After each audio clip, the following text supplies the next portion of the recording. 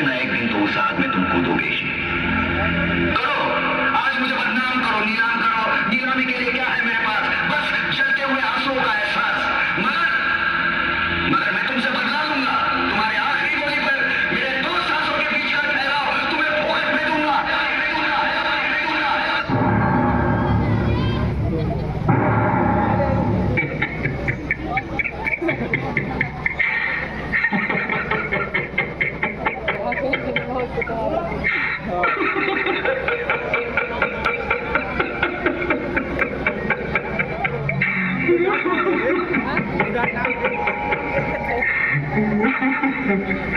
आ गए मेरी मौत का तमाशा देखने। अब मुझे लटका देंगे, जुबान ऐसी बाहर आएगी, आंखें बाहर आएगी। थोड़ी देर लटकता रहूंगा, फिर ये मेरा भाई मुझे नीचे उतार लेगा। फिर आप चर्चा करते घर चले जाओगे, खाना खाओगे, सो जाओगे। तुम्हारी ये नामर्दानगी, बुज़दिली एक दिन इस देश की मौत का तमाशा इसी खामोशी से देखेगी। कुछ नहीं कहना मुझे तुम्हें, कुछ नहीं।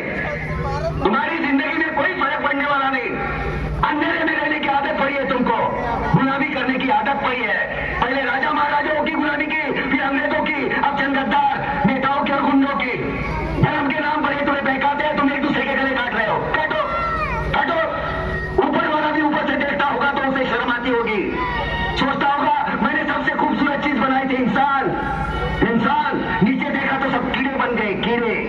कीड़े रेंगते रहो, सटते रहो, मरो। आए और गए, खेल खत्म। क्यों जिए मालूम नहीं, क्यों मरे मालूम नहीं। कलम वाली बाई क्रांति लाना चाहती थी, कलम के जोर पर काले वर्तमान को खत्म करना चाहती थी। कौन समझा उसकी बात को? सब साले मुर्दे, जिंदा लाशें, किसे जगाती हो? मैं जाग गया, कुछ अच्छा काम करके जा रहा हूँ, सुकून है। लेकिन ध्यान में रखना, तुम्हारी ये खामोशी कल तुम्हारे बच्चों के लिए रोना बन जाएगी। ये कानून वाले, वर्दी वाले नेता, इन्होंने अपना ईमान बेच दिया। एक दूसरे को जलाते वक्त तुम्हारा ईमान कहाँ गया था? भाड़ में।